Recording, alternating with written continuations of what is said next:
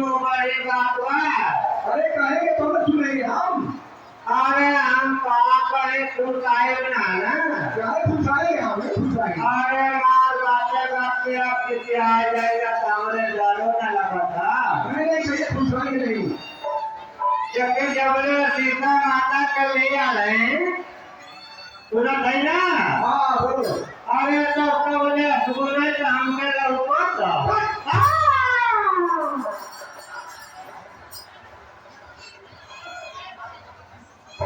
यही से हमारा गीता सही है लेकिन हम के गति पहुंचे नहीं आपके पहुंचे नहीं लंका के पहुंचे। अब वापिस करके सुनने करके माता पति से माफी मांग ले जाओ लेकिन आप सही क्या मैं जैसा कह रहा हूँ वैसा करो।